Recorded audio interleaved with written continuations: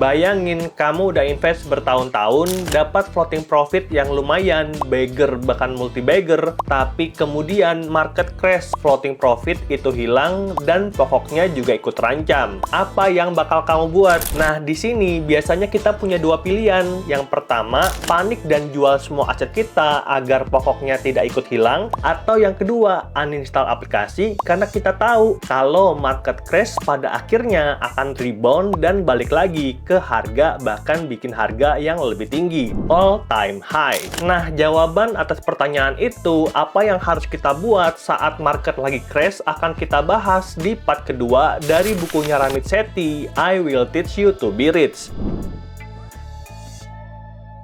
So, without further ado, langsung aja kita mulai dari chapter yang pertama, Quick Recap.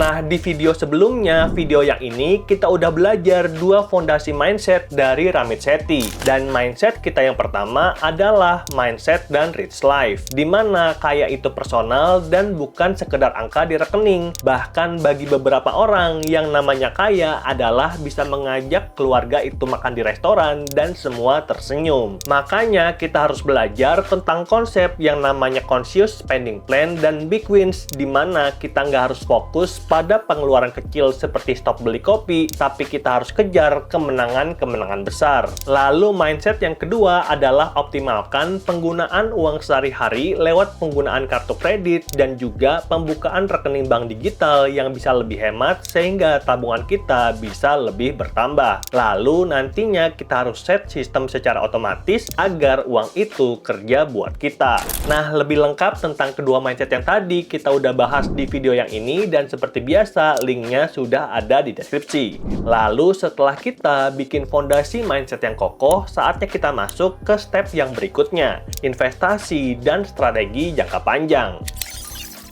Chapter 2, mulai investasi tanpa ribet. Banyak orang yang berpikir kalau investasi itu pasti ribet karena kita harus pandai baca analisa grafik dan juga pandai baca laporan keuangan. Padahal beberapa instrumen investasi itu sangat sederhana dan cocok untuk hampir semua orang karena punya potensi risk yang sangat kecil. Lalu ada juga yang berpendapat kalaupun bukan orang pintar, ya minimal kamu kaya, hanya mereka pintar dan kaya yang berhak untuk investasi. Padahal fakta di lapangan itu berbeda jauh. Justru investasi sejak kecil yang bikin kita kaya raya. Apalagi banyak instrumen investasi seperti reksadana yang kita bisa mulai invest dengan hanya modal 10.000. Dan beberapa kali aku udah pernah cerita tentang Ronald Read, seorang petugas SPBU dan juga cleaning service yang pada waktu meninggalnya bisa punya harta $8 juta atau 130 M. Jadi investasi bukan hanya untuk orang kaya, bukan hanya untuk orang pintar,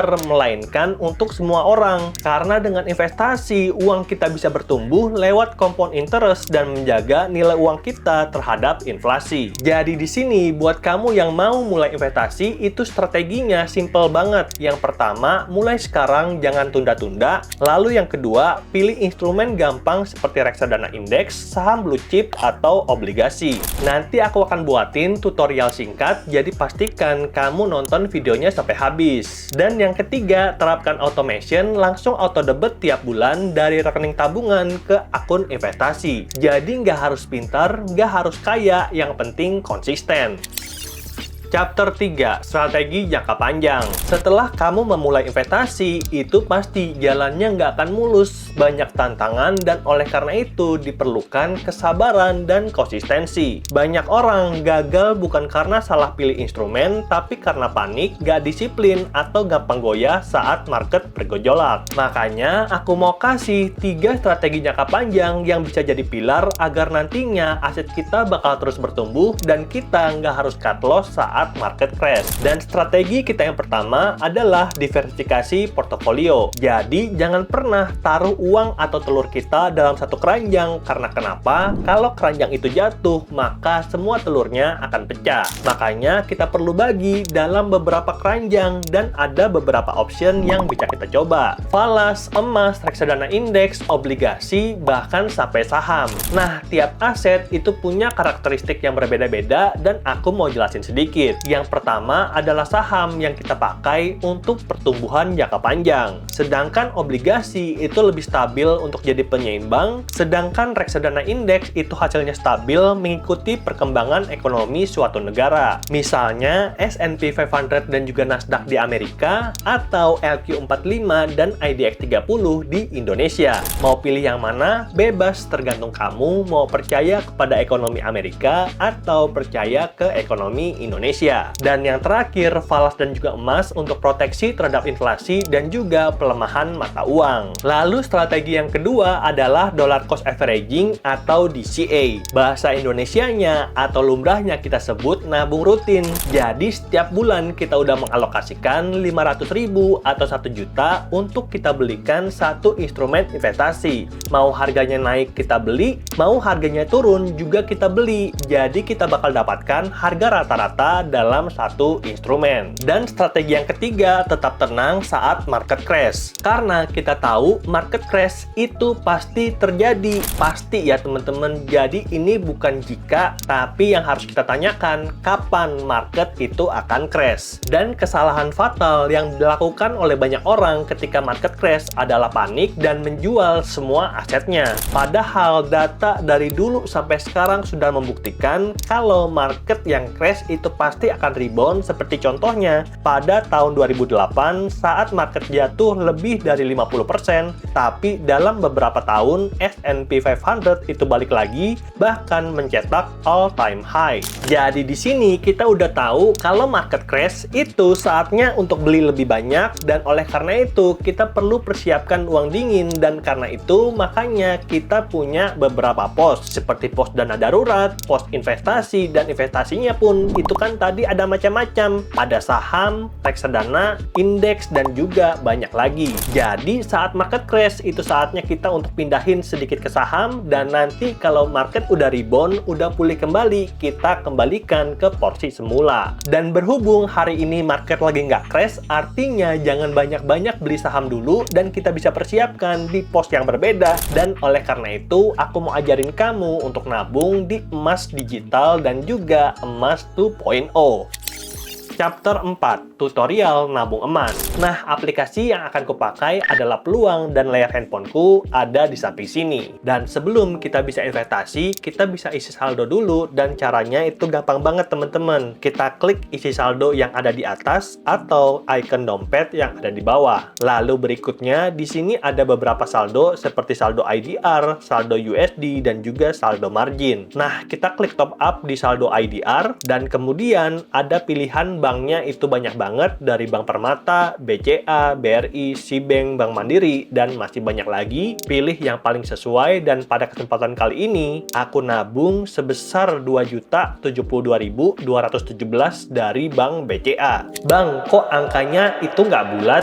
Nah, kamu perlu baca ya teman-teman, kita harus transfer sesuai dengan jumlah. 5 digit terakhir juga akan ditambahkan ke saldo kita. Dan kalau aku cuman top up itu 2 juta tanpa angka kredit, maka uang kita akan nyangkut dan baru akan dikembalikan dalam waktu 1 minggu. Jadi pastikan ketika transfer uangnya harus sama sesuai dengan instruksi. Nah, kalau misalkan sudah, kita bisa cek ke saldo kita. Kalau misalkan uangnya itu udah masuk 2.072.000, dan kemudian ini saatnya untuk kita mulai investasi. Nah, cara investasinya itu gampang banget. Kita klik kerja pembesar yang ada di tengah bawah, dan kemudian ini asetnya ada banyak teman-teman. Dan pada kesempatan kali ini kita akan nabung ke emas digital dan emas 2.0 atau Bitcoin. Oke, kita langsung aja eksekusi untuk nabung investasi. Nah, di sini teman-teman bisa lihat kalau pada saat video ini dibuat, harga BTC atau Bitcoin adalah 1.842.000.000 dan harga emas 2.017.000 per gramnya. Untuk BTC sendiri udah naik hampir 10 kali dalam waktu 5 tahun, sedangkan emas udah naik hampir 2 kali dalam waktu 5 tahun.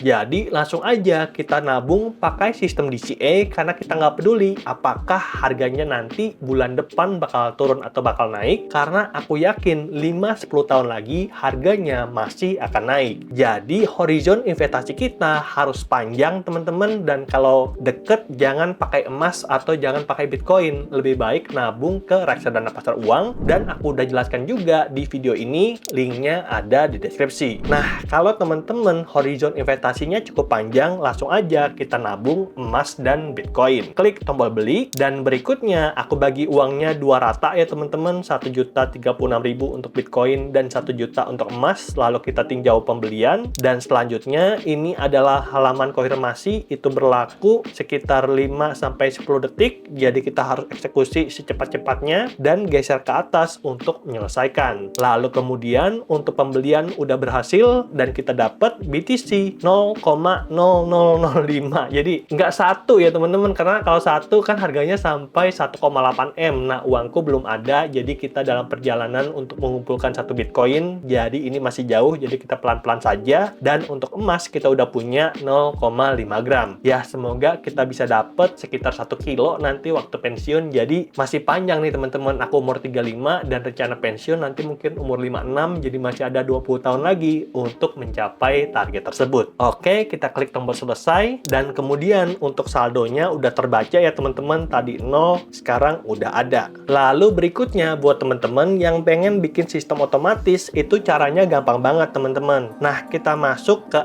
icon Grab yang ada di bawah, lalu kita di sini kita bisa lihat pulihkan portofolio kamu, auto invest dapat membantu kita tetap stabil saat mengambil peluang. Kita klik aja, dan kemudian di sini adalah fitur auto invest. Jadi teman-teman bisa pakai ini untuk nabung secara otomatis. Jadi teman-teman nggak perlu mikir bulan ini udah nabung atau belum. Kalau kita auto invest, maka secara otomatis kita akan nabung dan mengumpulkan Bitcoin, emas, ataupun aset lain yang teman-teman pilih. Chapter 5, Begin with the end in mind. Jadi, mulai dari tujuan jangka panjang kita. Nah, aku pribadi punya tujuan jangka panjang, itu ada beberapa. Yang pertama, mengumpulkan dana pensiun, untuk nantinya hidup tua bisa lebih sejahtera. Lalu, untuk mengumpulkan dana pendidikan, dan kemudian untuk bisa punya uang juga agar bisa beli rumah, dan juga nantinya bisa keliling dunia bersama istri tercinta. Jadi, intinya kita harus punya tujuan jangka panjang agar nantinya tahu kenapa kita mulai perjalanan ini, dan itulah yang akan bikin kita bertahan. Banyak orang salah satunya gagal di tengah-tengah karena kenapa? Mereka nabung tanpa ada tujuan. Buat apa? Kan kaya itu relatif. Kalau cuma jadi kaya, ya terus kenapa? 1 miliar, 10 miliar, 100 miliar, berapa kaya menurut kamu? Kan jadi nggak jelas gitu ya, jadi nggak ada goalnya, nggak ada finishnya, dan kadang-kadang itu bikin kita putus asa teman-teman. Makanya carilah goal yang realistis, dan itu juga yang jadi salah satu alasanku untuk terus berbagi tentang mindset finansial kayak gini. Dan oleh karena itu, pastikan kamu subscribe akunku yang ini, Andre Tuan, dan akunku yang satu lagi, Exit Plan ID, di mana yang ini untuk pelajar tentang keuangan praktis, yang satu lagi kita akan bangun personal finance. Dan kalau teman-teman butuh, bisa booking jasa konsultasi, linknya ada di deskripsi. Oke, semoga videonya bermanfaat dan sampai jumpa di video berikutnya. Bye!